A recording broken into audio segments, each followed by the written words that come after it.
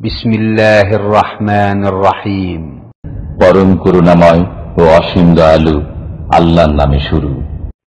ওয়ামান আহসানু কাওলান মিম্মান দাআ ইলাল্লাহি ওয়া আমিলা সালিহান ওয়া ক্বালা ইন্নানী মিনাল মুসলিমিন।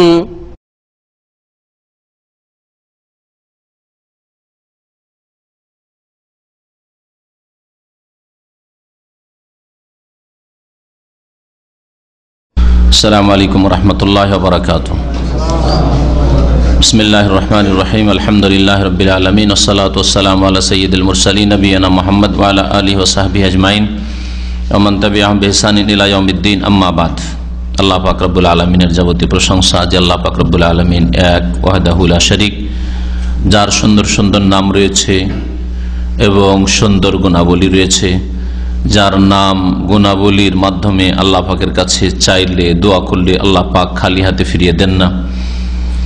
সালাত এবং সালাম নাযিল প্রিয় নবী মুহাম্মদ রাসূলুল্লাহ সাল্লাল্লাহু আলাইহি সাল্লামের উপর, যিনি আল্লাহ পাকের নাম গুণাবলী সম্পর্কে তার উম্মতকে সুন্দরভাবে জানিয়েছেন। আমাদের আকীদাতুত তাওহীদের দর্সের বিষয়বস্তু ছিল তাওহীদুল আসমা ওয়াস সিফাত। তাওহীদের তৃতীয় কিসিম বা তৃতীয় প্রকারের তৌহিদ হচ্ছে তৌহিদুল আসমা ও সিফাত। আল্লাহ পাকের নাম সমূহ এবং গুণাবলীর ক্ষেত্রে আল্লাহ পাকের একত্ব প্রতিষ্ঠা করা। তার আগে তৌহিদের রুবুবিয়্যাহ, তার উলুহিয়ত সম্পর্কে আলোচনা হয়েছে। এই বিষয়ে গত সপ্তাহে কোরআনে কারীম থেকে দলিল পেশ করা হয়েছিল আল্লাহ পাকের নাম গুণাবলীর ওপর, আর রাসূলুল্লাহ সাল্লাল্লাহু আলাইহি সাল্লামের হাদিসও এক দুটি পেশ করা হয়েছিল।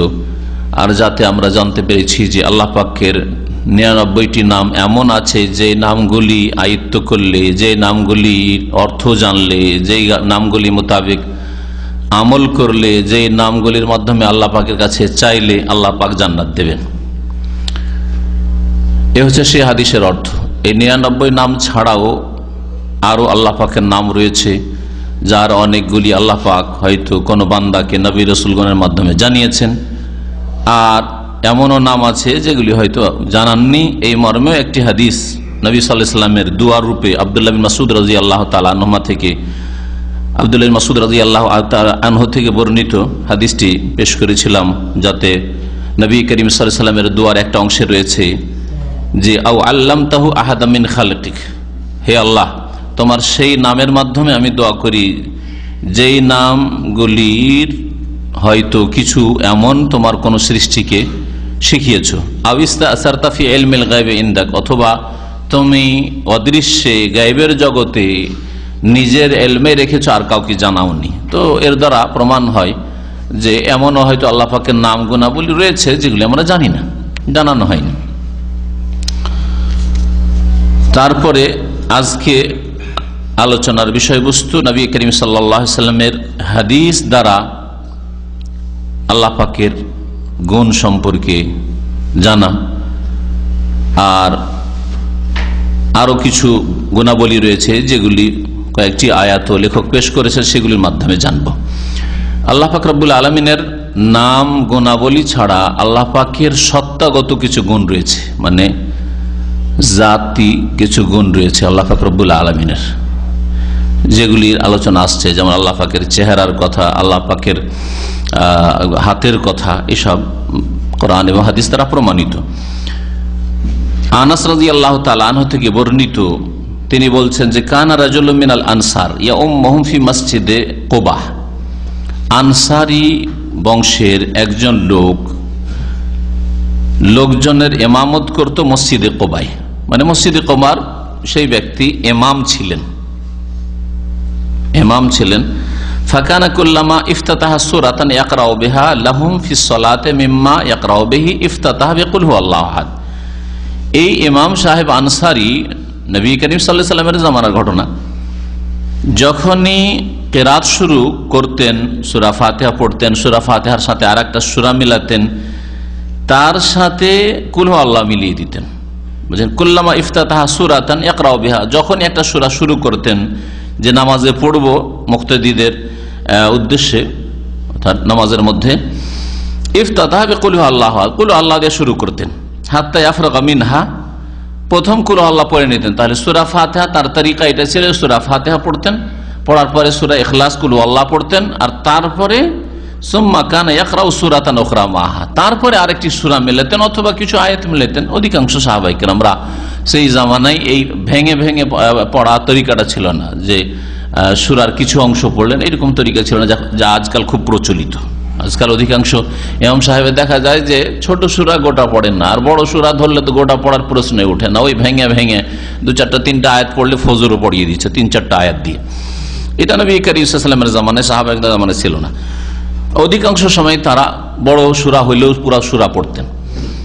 তো অন্য একটি সূরা মিলাতেন সূরা ইখলাসের পরে, সূরা ফাতিহা, সূরা ইখলাস, তারপর অন্য একটি সূরা মিলাতেন। ওয়া কানা ইয়াসনাউ যালিকা ফি কুল্লি রাকাতিন, এটা মাঝে মধ্যে না, প্রত্যেক রাকাতে এইরকম তিনি করতেন। ফাকাল্লামাহু আসহাবুহু, তার সাথী সঙ্গীরা মুক্তাদিরা তখন তার সাথে কথা বললো যে আপনি এটা কেন করেন? কারণ তারা দেখছি যে রাসূলুল্লাহ সাল্লাল্লাহু আলাইহি ওয়াসাল্লামের পিছনে আমরা নামাজ পড়ি মসজিদে নববীতে, তিনি তো এরকম করেন না, আর আমাদের ইমাম কোয়া মসজিদের ইমাম শুরু কেন করলো? স্বাভাবিক মানুষের প্রশ্ন জাগবে একটু নতুন কিছু দেখলে। তো এইরকম তারা প্রশ্ন উঠালো মুক্তাদিরা। ফাকালু, তারা বলল, লোকেরা তাকে জিজ্ঞেস করে, ইন্নাকা তাফতাতু বিহাযিহিস সূরা, আপনি এইভাবে কেন শুরু করছেন? সূরা ফাতিহা, সূরা ইখলাস, তারপরে অন্য সূরা, প্রত্যেক রাকাতে সূরা ইখলাস, এটা কেন করছেন? সুম্মা লা তারা আন্নাহা তুজজিউকা হাত্তা তাকরা বিল উখরা, আচ্ছা সূরা ইখলাস পড়লেন তো যথেষ্ট হয়ে গেল, সূরা ফাতিহা ওর সাথে একটা সূরা মিলিয়ে সূরা ইখলাস হয়ে গেল, রুকুতে যান। তা না করে আবার আরেকটা সূরা পড়ছেন, এটা কেন করছেন? সুম্মা লা তারা আন্নাকা তুজজিউকা, তারপরে মনে হচ্ছে যে আপনার জন্য সূরা ইখলাস যথেষ্ট নাই, তাই আপনি কি করছেন? হাত্তা তাকরা বিল উখরা, আরেকটি সূরা পড়ছেন আবার। ফাইমাইন আন তাকরা বিহা, তারা পরামর্শ দিল যে হয় আপনি সূরা ইখলাস পড়বেন তো সূরা ইখলাসই পড়েন, সূরা ফাতিহার পড়েন, ওয়া ইম্মা আন তাদা, অথবা ছেড়ে দেন ওয়াক্তা তাকরা বি উখরা, অন্য কোন সূরা পড়েন, অন্য সূরা পড়েন, সূরা ফাতিহার সাথে অন্য সূরা মিলান। ফাকালা, ইমাম সাহেব বললেন আনসারী রাদিয়াল্লাহু আনহুম আজমাইন, মা আনা বিতারিকা, আমি ছাড়বো না তোমাদের কথাই, আমি সূরা ইখলাস পড়া ছাড়বো না। ইন আহবাবতু আন আউম্মাকুম বিযালিকা ফাআলতু, তোমরা যদি পছন্দ করো যে তোমাদের ইমামতি আমি করি, যোগ্য মনে করো আমাকে, তাহলে আমি ইমামতি করবো, এই তরিকাতেই করবো, সূরা ফাতিহা পড়বো, ইখলাস পড়বো, তারপরে অন্য সূরা পড়বো।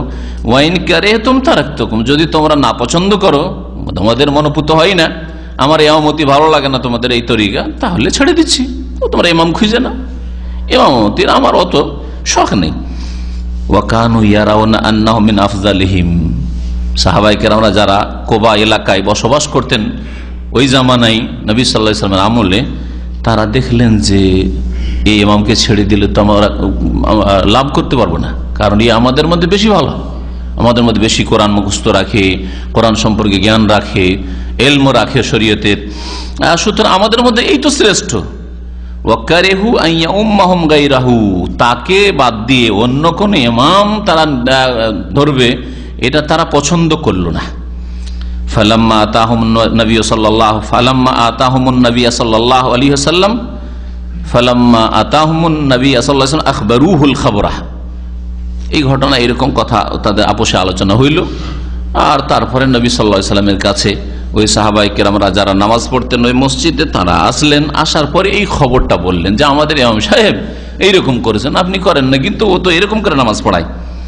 ফাকালা, তখন নবী করিম সাল্লাল্লাহু আলাইহি ওয়াসাল্লাম, ইয়া ফুলান, হে অমুক, ওই সাহাবী ইমাম সাহেবের নাম বলা হয়নি, মা ইয়ামনাউকা আন তাফআলা মা ইয়া'মুরুকা বিহি আসহাবুক, তোমার সাথী সঙ্গী মুক্তাদিরা যেই রকম তোমাকে পরামর্শ দিচ্ছে বা নির্দেশ দিচ্ছে সেই রকম করতে তোমার বাধাটা কোথায়? তারা কি পরামর্শ দিচ্ছিল? যে নামাজ পড়লে সূরা ফাতিহা পড়েন, আর পড়ার পর হয় সূরা ইখলাস দিয়ে যথেষ্ট করেন, আপত্তি নেই আমাদের, আর না হলে সূরা ফাতিহা পড়েন, তারপর অন্য সূরা পড়েন, সূরা ইখলাস ছাড়েন, প্রতি রাকাতে সূরা ইখলাস, এই আবার কি করছেন আপনি? তো নবী সাল্লাল্লাহু আলাইহি ওয়াসাল্লাম বললেন যে তোমার সাথী সঙ্গীরা মুক্তাদিরা যেমনটা চাই তেমন করো, অসুবিধাটা কি? কোনো নাজায়েজ কাজ তো নাই, তারা যেটা প্রস্তাব পেশ করে সেটা কোনো মন্দ কথা নাই, কেন তাদের কথা মানছো না কেন?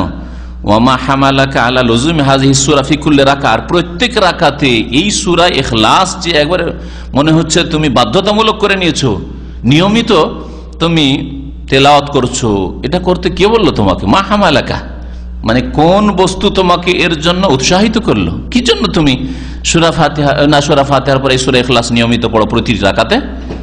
কালা, ওই ইমাম আনসারী জবাব দিলেন, ইন্নী উহিব্বুহা, আমি এই সূরা ইখলাসকে ভালোবাসি, আমি এই সূরার সাথে মহব্বত করি। কেন মহব্বত করতেন তিনি? যেহেতু আল্লাহ পাকের নাম রয়েছে, গুণাবলী রয়েছে, কুল হু আল্লাহ, আল্লাহ রয়েছে, আহাদ, হ্যাঁ, as-সামাদ, হ্যাঁ, আল্লাহ পাকের নাম, লাম ইয়ালিদ, আল্লাহ পাকের গুণ, ওয়ালাম ইউলাদ, জনক না, জাতক না, ওয়ালাম ইয়াকুল লাহু কুফুয়ান আহাদ, তার কোনো সমকক্ষ সমতুল্য নেই, সবগুলি আল্লাহ পাকের গুণ, তাই না? তো আমি একে ভালোবাসি, আল্লাহ পাকের নাম গুণাবলীকে ভালোবাসি আমি। কালা, তখন নবী করিম সাল্লাল্লাহু আলাইহি ওয়াসাল্লাম বললেন, হুব্বুকা ইয়্যাহা আদখালাকাল জান্নাহ, তোমার এই সূরার সাথে ভালোবাসাই তোমাকে জান্নাতে দাখিল করবে। তোমার সূরায়ে ইখলাসকে, কুল হু আল্লাহু আহাদ, এই সূরাকে ভালোবাসার কারণেই তুমি জান্নাতে যাবে।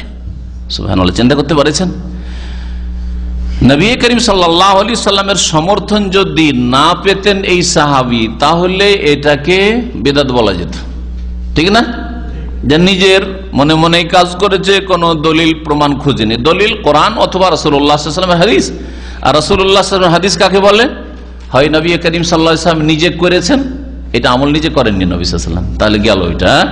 অথবা নবী সাল্লাল্লাহু আলাইহি ওয়াসাল্লাম করতে বলেছেন যে এরকম করো, হ্যাঁ, বচন অথবা কর্ম, আমল কর্ম, আর না হলে অনুমোদন, স্বীকৃতি, এটা স্বীকৃতি, অনুমোদন। নবী সাল্লাল্লাহু আলাইহি ওয়াসাল্লামের কাছে ঘটনা আসলো, ঘটনা এরকম ঘটছে, নবী সাল্লাল্লাহু আলাইহি ওয়াসাল্লাম জিজ্ঞাসাবাদ করলেন, কেন তুমি এরকম করছো প্রতি রাকাতে সূরা ইখলাস? যদি নবী করিম সাল্লাল্লাহু আলাইহি ওয়াসাল্লাম নিষেধ করে দিতেন তাহলে নিষিদ্ধ হয়ে যেত। নিষেধ করলেন না, বরং প্রশংসা করলেন, বলে আমি তো এটা ছাড়বো না, আমি ভালোবাসি এটাকে। তখন নবী করিম সাল্লাল্লাহু আলাইহি ওয়াসাল্লাম বললেন যে তোমার এই ভালোবাসাই তোমাকে জান্নাতে নিয়ে যাবে।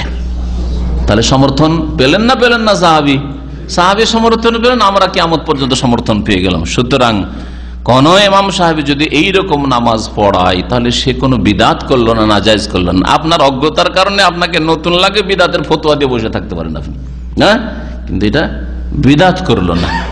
তবে সব সময় মানুষের বিবেক, বুদ্ধি, জ্ঞান যতটা কবুল করে ততটাই ঢোকাবার চেষ্টা করতে হবে। হাদ্দাসিন নাস আলা কাদরি উকুলিহিম, আলী রাদিয়াল্লাহু তাআলা আনহু বলেছেন, মানুষের সাথে কথা বলার সময় যতটা বুঝার যোগ্যতা আছে, যতটা কবুল করার যোগ্যতা হয়, ততটা বলো, আর ওই মোতাবেক ওই রকম করে বলো, যে রকম করে বললে বুঝে।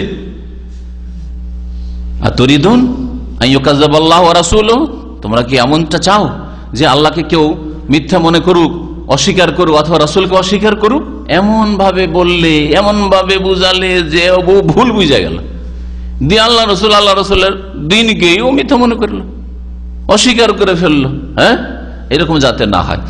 তো এখন নতুন পরিবেশে গিয়ে যেখানকার লোক এই হাদিস সম্পর্ক জ্ঞান রাখে না, তারপরে সুন্নতের গুরুত্ব বুঝে না, রাসূলুল্লাহ সাল্লাল্লাহু আলাইহি ওয়াসাল্লাম সাহাবায়ে আমল সম্পর্কে কোনো জ্ঞান নেই, আর প্রথম দিন গিয়ে গ্রামে শুরু করে দিলেন সূরা ফাতিহা আর সূরা ইখলাস প্রত্যেক রাকাতে, আর তারপরে একটা সূরা বা কয়েকটা আয়াত মিলালেন, তো কি করবে? ওই নামাজের মধ্যে হয়তো টেনে ফেলে ফেলে দিও আপনাকে। হ্যাঁ, রফে দেন বরদাস্ত করতে পারেন না, আমিন জোরে বরদাস্ত করতে পারেন না, একটু উপরে যদি হাত হয় বুকের উপর সুন্নতিতে, ওইটাই বরদাস্ত করতে পারে না, এত সংকীর্ণতা। হ্যাঁ, তাহলে তাদেরকে যদি শেখান প্রত্যেক রাকাতে সূরা ইখলাস, তাহলে মহা মুশকিল করে দিবে, তাই না? এই জন্য এটা হিকমত নয় যে নতুন জায়গায় আপনি শুরু করবেন। আর তারপরে নবী সাল্লাল্লাহু এই সাহাবী কন্টিনিউ করেছেন, আপনি কন্টিনিউ করবেন না, কারণ কন্টিনিউ করলে নতুন নতুন মানুষ আসবে, আর অজ্ঞতা আজকাল ব্যাপক হারে মানুষের মাঝে ছড়িয়ে আছে। এই কত কি যে ছড়াইবে, আরে নতুন ধর্ম দেখে আসলাম, তিলকে তাল করে নতুন তরিকা দেখে আসলাম, নতুন ধর্ম দেখে আসলাম, মনে হচ্ছে ও বাপদাদা থেকে যে ধর্ম পেয়েছে সেটাই ঠিক, আর ও যেটা নতুন লাগছে ওইটাই ভুল, তাই না? আজকালকার দিন ইসলাম থেকে মানুষ যে সরে রয়েছে, দিন ইসলাম সম্পর্কে জ্ঞান অর্জন করার কোনো গরজ নেই, যার ফলে মানুষ অনেক সময় হককে অস্বীকার করে দেবে, সুন্নতকে বিদআত করে ফেলবে। এই জন্য আপনি এইরকম ভাবে 5 ওয়াক্ত করবেন না, কিন্তু যদি আপনি আপনার নিজের নামাজে অথবা মাঝে মধ্যে এরকম করেন, কোনো অসুবিধা নেই। তারপরে যেই মসজিদে আপনি ইমামতি করছেন মাঝে মধ্যে করবেন, সেই মসজিদের মুসল্লিদের কমপক্ষে জানিয়ে দেন এই হাদিসটা, যাতে ওরা কবুল করার মতো মন মানসিকতা রাখে যে না ঠিকই করেছে। এই হাদিসটা সহিহ বুখারীতে রয়েছে। এমন নয় যে কোনো জয়ী বা কিছু বা অন্য কোনো এমন হাদিস যে অপ্রসিদ্ধ কোনো হাদিসের কিতাবে রয়েছে। আর একটি হাদিস শোনেন সূরা ইখলাস সম্পর্কে, আর সূরা ইখলাসে আল্লাহ পাকের যে গুণাবলী রয়েছে এই সম্পর্কে। ওয়ান আয়েশা রাদিয়াল্লাহু আনহা আন্না নবী সাল্লাল্লাহু আলাইহি ওয়াসাল্লাম বাআসা রাজুলান আলা সারিয়া। আয়েশা রাদিয়াল্লাহু তাআলা আনহা থেকে বর্ণিত, বলছেন যে নবী করিম সাল্লাল্লাহু আলাইহি ওয়াসাল্লাম একজন লোককে এক অভিযানে আমির করে দায়িত্বশীল করে পাঠিয়েছিলেন। সারিয়া বলা হয় অভিযান, বাংলায় ওকে বলা হয় অভিযান। সারিয়ার সংজ্ঞা হচ্ছে যে এমন যুদ্ধের সফর যাতে রাসূলুল্লাহ সাল্লাল্লাহু আলাইহি ওয়াসাল্লাম শরীক হতেন না, আর ক্ষুদ্র মুজাহিদিনদের দল থাকতো, খুব বড় দল নয়। ওকে কি বলা হয়? সারিয়া। 25, 50, 100, 200, 400, 500 এইরকম হয়তো অল্প স্বল্প মুজাহিদিনরা যাচ্ছেন, আর নবী করিম সাল্লাল্লাহু আলাইহি ওয়াসাল্লাম তাতে শরীক হননি, অন্যদেরকে কাউকে আমির বানিয়ে পাঠিয়েছেন। একে কি বলা হয় আরবিতে? সারিয়া বলা হয়, যেটাকে বোঝানোর জন্য আজকাল বাংলায় যারা অনুবাদ করেছে সিরাতুন নবীর কিতাবাদি তারা অভিযান বলে আখ্যায়িত করেছে। আর সারিয়ার সংজ্ঞা তাহলে জানলেন যে নবী সাল্লাল্লাহু আলাইহি ওয়াসাল্লাম যাতে হাজির না থাকেন, আর নবী সাল্লাল্লাহু আলাইহি ওয়াসাল্লাম যদি হাজির থাকেন ওকে আরবি ভাষায় কি বলা হয়? গাজওয়া বলা হয়। যদিও 313 জন বদরে ছিলেন, সংখ্যার দিক থেকে কম, কিন্তু স্বয়ং যেহেতু রাসূলুল্লাহ সাল্লাল্লাহু আলাইহি ওয়াসাল্লাম তাতে হাজির ছিলেন, সেই জন্য বদরের যুদ্ধের নাম কি? গাজওয়ায়ে বদর, সারিয়া বদর বলবেন। নবী সাল্লাল্লাহু আলাইহি ওয়াসাল্লাম যেহেতু হাজির ছিলেন। মুতার যুদ্ধ, মুতার যুদ্ধকে কি বলা হয়? সিরাতুন নবী যারা পড়েছেন তারা বলেন গাজওয়া বলা হয় না সারিয়া বলা হয়? হ্যাঁ, গাজওয়ায়ে মুতাও বলা হয় আর সারিয়ায়ে মুতাও বলা হয়, দুটোই বলা হয়। দুই দৃষ্টিভঙ্গি থেকে দুটোই বলা হয়। কোন কোন সিরাতের কিতাব পড়লে, আরবিতে উর্দুতে পড়লে ওটা বুঝবেন, আর বাংলাতে তো হয়তো অভিযান লেখা আছে অথবা মুতার যুদ্ধ লেখা আছে, তো বুঝতে পারবেন না হয়তো। কিন্তু আরবি কিতাব যারা পড়তে অভ্যস্ত বা পড়বেন, বা আরবি কিতাব কখনো খুললে দেখবেন যে কখনো সারিয়ায়ে মুতা লেখা আছে, কখনো লেখা আছে গাজওয়ায়ে মুতা। গাজওয়ায়ে মুতা এই জন্য লেখা আছে যে মুতার যুদ্ধে নবী করিম সাল্লাল্লাহু আলাইহি ওয়াসাল্লাম সেনাবাহিনী মুজাহিদিনদেরকে যে পাঠিয়েছিলেন তাদের সংখ্যা অনেক বেশি ছিল। হ্যাঁ, সংখ্যা বেশি ছিল। কত ছিল কারো মনে আছে? 3000। মাশাআল্লাহ, 3000। এই জন্য তাকে কি বলা হয়? সংখ্যার দিক থেকে লক্ষ্য করলে এর নাম হচ্ছে গাজওয়া। সংখ্যা বেশি, সেই জন্য মুজাহিদিনদের সংখ্যা বেশি, এই জন্য এর নাম হচ্ছে গাজওয়ায়ে মুতা, মুতার যুদ্ধ। আর নবী করিম সাল্লাল্লাহু আলাইহি ওয়াসাল্লাম যাননি, যদিও সংখ্যায় মুজাহিদিনরা বেশি সংখ্যায় ছিলেন সংখ্যার দিক থেকে, কিন্তু নবী সাল্লাল্লাহু আলাইহি ওয়াসাল্লাম হাজির না হওয়ার কারণে অনেক সিরাতের কিতাবে লেখা আছে সারিয়ায়ে মুতা, মুতার অভিযান, মুতার যুদ্ধ, এই মুতার অভিযান তাতে লেখা আছে। তো নবী করিম সাল্লাল্লাহু আলাইহি ওয়াসাল্লামের ছোট ক্ষুদ্র মুজাহিদিন দল কোথাও যদি প্রেরিত হইতো, এগুলোকে সারিয়া বলা হইতো। নবী সাল্লাল্লাহু আলাইহি ওয়াসাল্লাম এক লোককে সারিয়ার কোন এক অভিযানের দায়িত্বশীল করে আমির করে পাঠালেন। ওয়া কানা ইয়াকরাউ লি আসহাবি ফি সালাতিহিম, আর সেই আমির তাহলে বোঝা যাচ্ছে যে দ্বীন ইসলামে আমির যিনি হবেন তিনি দ্বীনেরও আমির, দুনিয়ারও আমির। যেমন জিহাদের ময়দানে যুদ্ধের ক্ষেত্রেও তিনি কমান্ড করছেন, হ্যাঁ, দায়িত্ব পালন করছেন, তার আদেশ নিষেধ চলছে, ঠিক তেমনি ইবাদত বন্দেগীর ক্ষেত্রে, হ্যাঁ, নামাজের ক্ষেত্রে, দ্বীনি মাসলা মাসাইলের ক্ষেত্রে, সব ক্ষেত্রে তিনি আমির। এটা হচ্ছে দ্বীন ইসলাম। দ্বীন দুনিয়া দুটোকে পাশাপাশি একসাথে নিয়ে চলতে হবে। 1 নম্বরে দ্বীন থাকবে, 2 নম্বরে দুনিয়া থাকবে, হ্যাঁ, এটা হচ্ছে ইসলাম। আর আজকালকার জামানায় দুঃখের বিষয় মুসলিম উম্মতের মাঝে ভাগ হয়ে গেছে। দ্বীনের নেতৃত্ব কিছু আলেম সমাজ অথবা হাফেজ, এদেরকে মসজিদের ইমামতি ধরিয়ে দেওয়া হয়েছে। তুমি মসজিদের মধ্যে থাকো, বাইরে কিছু বলবে না, কিন্তু তুমি চুপচাপ মসজিদেই থাকো। আর দুনিয়ার ইমামতি দেওয়া হয়েছে অসৎ ব্যক্তিদেরকে দিয়ে দেওয়া হয়েছে, হ্যাঁ, যার ফলে মুসলিম উম্মার উপর আল্লাহ পাকের আযাব নেমে এসেছে। মুসলিম উম্মাহ কোনো জায়গায় শান্তিতে নেই। জন্য এর নাম হচ্ছে, একে বলেন আর না বলেন, এর নাম হচ্ছে সেকুলারিজম, এর নামই হচ্ছে ধর্ম নিরপেক্ষতা। জি, যে দিন দুনিয়া আলাদা। শিক্ষার ময়দানেও মাদ্রাসা মানে বাঙালি সমাজ, মাদ্রাসা মানে কি বুঝে? যেখানে আরবি শিক্ষা হয়, ইসলাম শেখা, ওইটা মাদ্রাসা। আর স্কুল মানে কি বুঝে?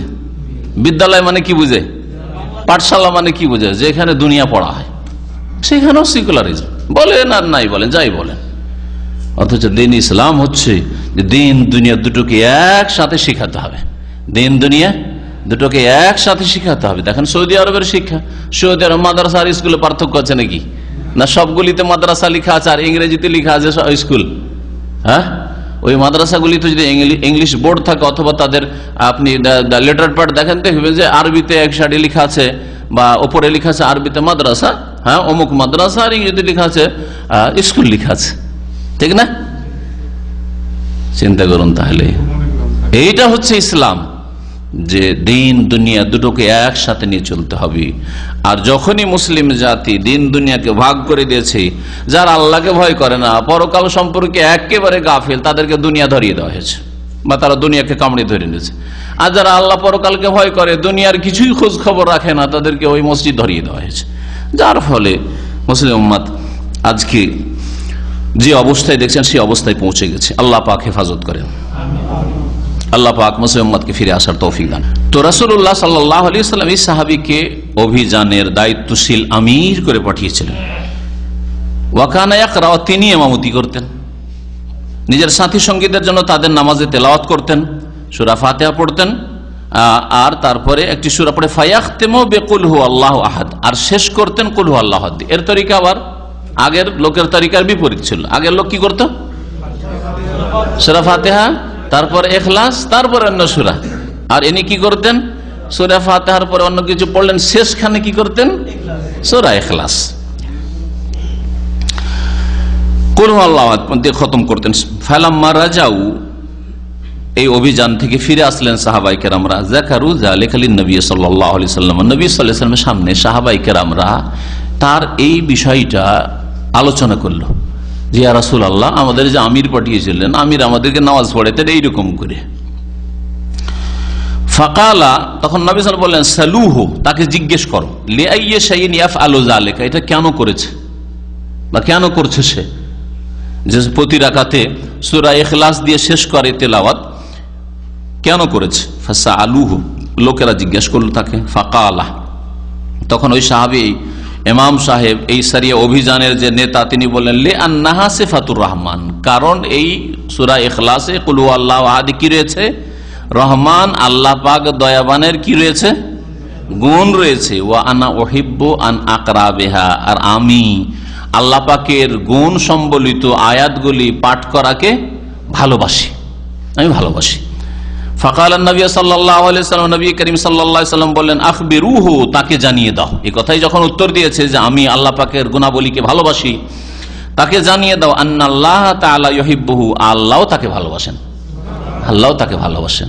আগের হাদিস দ্বারা জানলাম যে আল্লাহর নাম গুণাবলীকে ভালোবাসেন, আল্লাহর নাম গুণাবলী যে আয়াতে যেই সূরায় রয়েছে ভালোবাসেন, সেই জন্য এই ভালোবাসাই তোমাকে জান্নাতে নিয়ে যাবে। হ্যাঁ, আর এতে জানতে পারলেন যে আল্লাহ পাকের সিফাত গুণাবলীকে যখন ভালোবাসে, তাহলে তাকে জানিয়ে দাও যে আল্লাহও তাকে ভালোবাসে। যে যাকে ভালোবাসে স্বাভাবিক, আপনি যদি কাউকে ভালোবাসেন সে ঘৃণা করবে?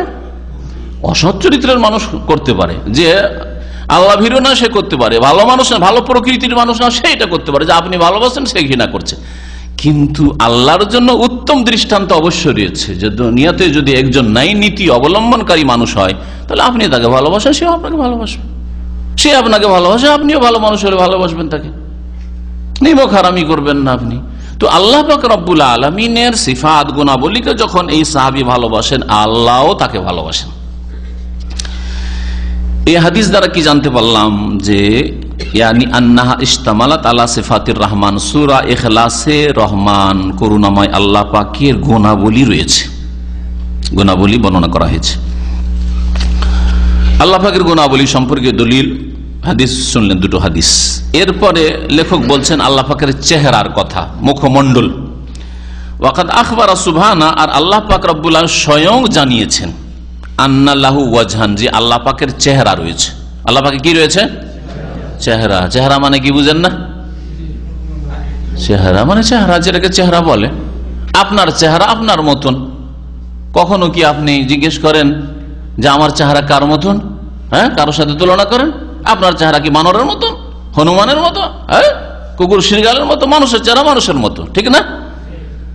এইটা যেমন বুঝছেন, তো আল্লাহর চেহারা কেমন, আবার প্রশ্ন কেন উঠবে? আল্লাহর চেহারা আল্লাহর মতো, আল্লাহর জন্য যেমন উপযোগী হয় তেমন আল্লাহ পাকের চেহারা। চেহারা সম্পর্কে আমাদের জানা নাই, যে কেমন কৈফিয়ত ধরন জানা নাই, কিন্তু এটা জানা আছে যে ওয়াজহুন মানে কি হয়।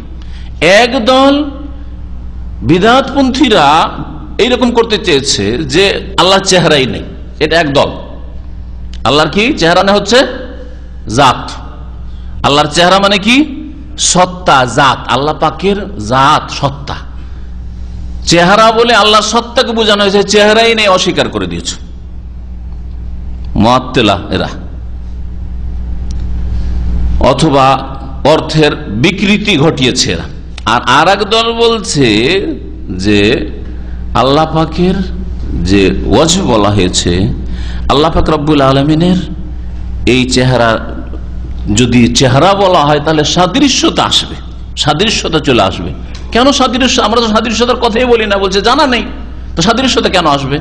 তারা বলছে যে আল্লাহ পাকের যদি চেহারা বলি তো সাদৃশ্যতা চলে আসবে, সেই জন্য তারা কি একটু ওখান থেকে সরে এসে বলছে আল্লাহ পাকের ওয়াজ কোরআনে আছে, ওয়াজটা মানি, কিন্তু ওয়াজের অর্থ বুঝি না। মানে অর্থের ক্ষেত্রেই বলছে আমরা বুঝি না, একে বলা হয় তাফওয়িজ। অর্থটাকেই বলছে আল্লাহর হাওয়ালা করে দিলাম, আল্লাহ পাকের সুপুর্দ করে দিলাম, আল্লাহ পাকের উপর ন্যস্ত করলাম। ওজন ও ইয়াদুন পড়লাম, তেলাওয়াত করলাম, কোরআনের আয়াত আছে, কিন্তু এর অর্থ ইয়াদুন মানে হাত হয় জানি না আমরা, ওজন মানে চেহারা হয় জানি না। অথচ ডিকশনারি পড়ছে, নিজের হাতের ক্ষেত্রে ইয়াদ বলছে, নিজের চেহারার ক্ষেত্রে ওয়াজু বলছে, ওইটা বুঝছে। কিন্তু আল্লাহ পাকের ক্ষেত্রে যখন ওয়াজহুন আর ইয়াদুন আসলো, তখন বলছে এটা আমরা বুঝি না। এরা তাফওয়িজ করে। তাফওয়িজ মানে আল্লাহর হাওয়ালা করে দাও। যদি ওদের জিজ্ঞাসা করে যে আল্লাহর ওয়াজহ মানে ওয়াবকা ওয়াজহু রাব্বিকা যুল জালাল ওয়াল ইকরাম, বলছে যে ওয়াজহুন মানে ভাই আল্লাহর ক্ষেত্রে বুঝি না, ওইটাকে আল্লাহর হাওয়ালা করে দাও, আল্লাহর উপর ন্যস্ত করে দাও। আর এক গুমরা দল একটা, ওখান থেকে একদল অস্বীকার করে আল্লাহ চেহারা নেই, আর বলছে যে না, নাইও বলবো না আর আছেও বলবো না, আমরা কি বলবো? এর অর্থই বুঝি না। এত অজ্ঞ এই বিদাতীরা বলছে অর্থই বুঝি না, এই এক দল হইল।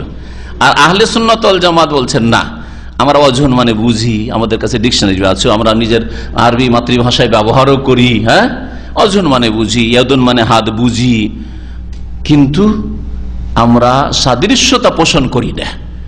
তার ধরন কেমন আমরা জানি না। আল্লাহ পাকের হাত আছে, আল্লাহ পাকের চেহারা আছে, আল্লাহ পাকের হাতের মতো, আল্লাহ পাকের চেহারার মতো। এটা হচ্ছে আহলে সুন্নাত ওয়াল জামাতের আকীদা।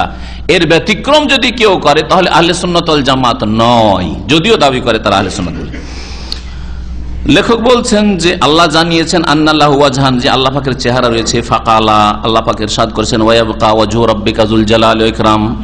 এটা হচ্ছে সূরা রহমানের আয়াত। আর আয়াত রয়েছে কুল্লু শাইইন হালিকুন ইল্লা ওয়াজহা, প্রত্যেক বস্তু ধ্বংসশীল একমাত্র তার ওয়াজহ ছাড়া।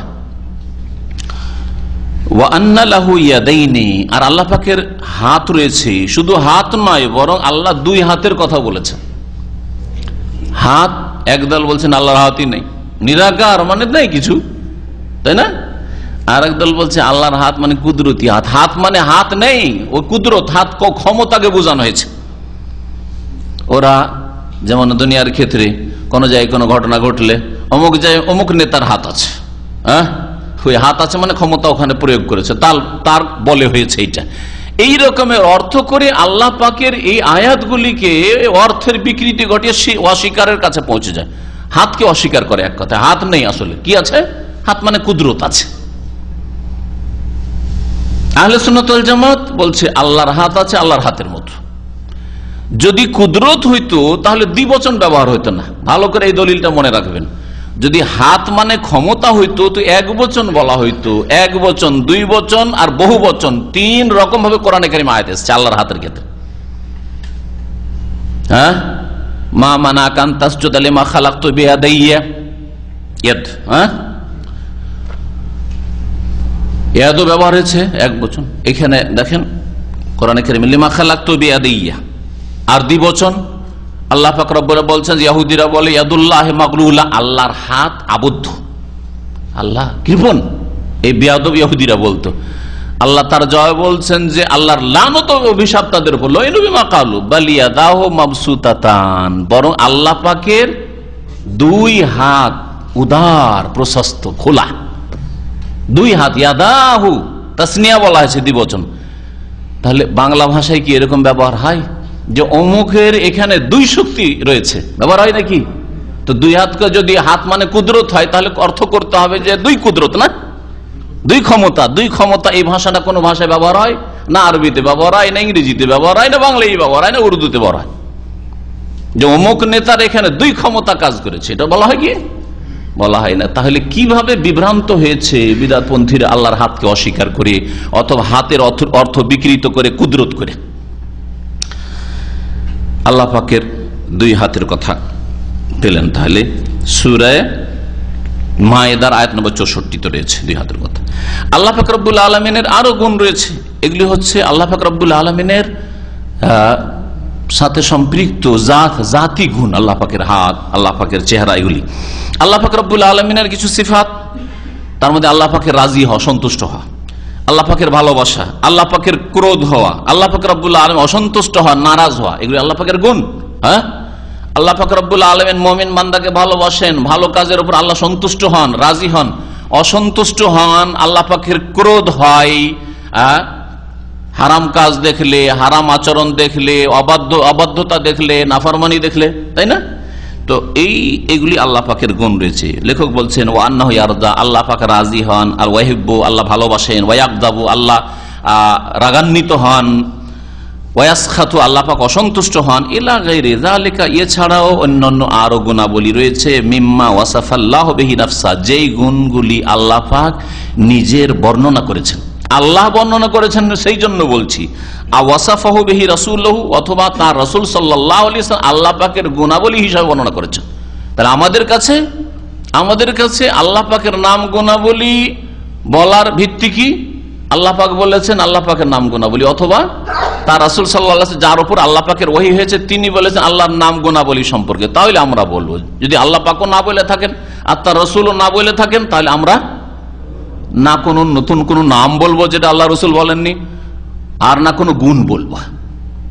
যে কোনো ক্ষেত্রে যে আল্লাহ পাক রব্বুল আলামিনও বলেননি, তার রাসূল বলেননি, এইরকম গুণ ধরেন মানুষের ক্ষেত্রে আছে কিন্তু কোরআন হাদিসে নেই, সেই জন্য আমরা বলি না আর অস্বীকারও করি না।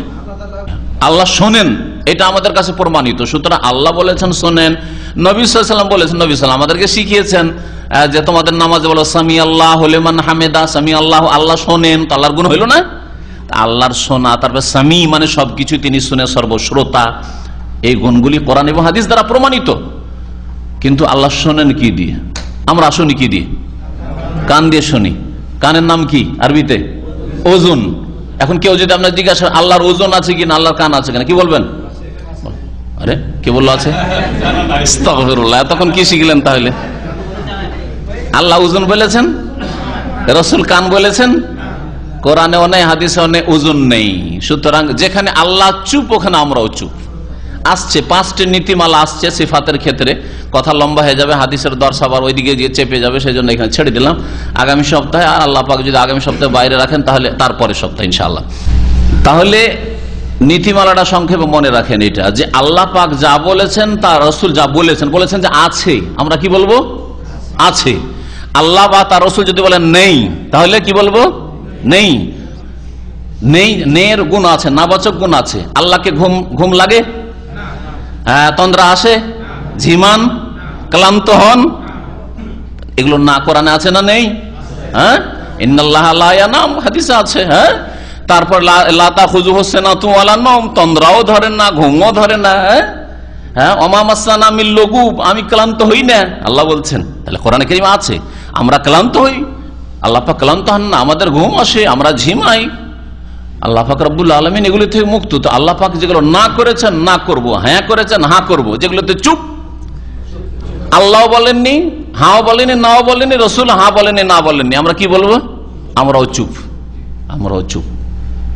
কথা বুঝতে পেরেছেন? এই সংক্ষেপে এতটুকু জেনে রাখেন, আল্লাহ কান আছেও বলেননি আর নেইও বলেননি, আমরা হাও বলবো না বলবো, আমরাও চুপ। দেহ, আমাদের বডি আছে, তাই না? আল্লাহ পাক রব্বুল আলামিনের চেহারা পেলাম, কিন্তু জিসিম মানে বডি বা বাদান মানে বডি, বাদান শব্দ কোরআন হাদিসে আছে কি?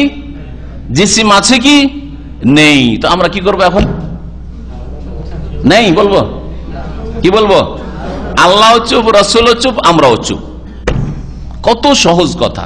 আল্লাহ পাকের নাম গুণাবলীর বিষয়টি বুঝলে খুব সহজ, আর যারাই বুঝেনি বিভ্রান্ত হয়েছে। এক লোক আবার আল্লাহ পাকের গুণাবলী সাব্যস্ত করতে গিয়ে গুমরা হয়েছে। নাম বলবো না, বাংলাদেশ থেকে একটা বই ছেপে এসছে, অনেক তার দিনের খিদমত আছে, কিন্তু আসমা সিফাত সম্পর্কে জ্ঞান হয়তো ছিল না, যার ফলে বিভ্রান্তির শিকার হয়েছে। আল্লাহ পাক তাকে মাফ করে দেন। এমনি দিনের অনেক খেদমত আছে তার, কিন্তু লিখতে গিয়ে বইটা পাওয়ার সাথে সাথে আমার ড্রয়ারে ঢুকে রেখেছি, এখনো ঢোকানো আছে, কাউকে দেখেনি বইটা। কিন্তু কি, যার যে সম্পর্কে বিদ্যা নেই কখনো কলম ধরতে নেই। আমি যদি ডাক্তারিতে কলম ধরি, 2-4-10টা ওষুধের নাম জানি বলে যে আমাশায় কি লাগে, আর পেটের ব্যথায় কি লাগে, আর মাথার ব্যথায় কি লাগে, আর তা দিয়ে আমি ডাক্তারি লেখা শুরু করি, আর 10-12টা বায়োকেমিক বা হোমিওপ্যাথের ওষুধের নাম আছে, বই লেখা শুরু করলাম, তাহলে মানুষকে সর্বনাশ করব, ঠিক না? তো ওই রকমের ব্যাপারটা। আসমা সিফাত সম্পর্কে জ্ঞান নেই, লিখতে নেই, কলম ধরতে নেই, কিন্তু কিছু লোকের কলম ধরা অভ্যাস বেশি। ও লিখেছে আল্লাহ পাকে যখন চেহারা আছে তো দেহ আছে। একটা উদাহরণ দিলাম।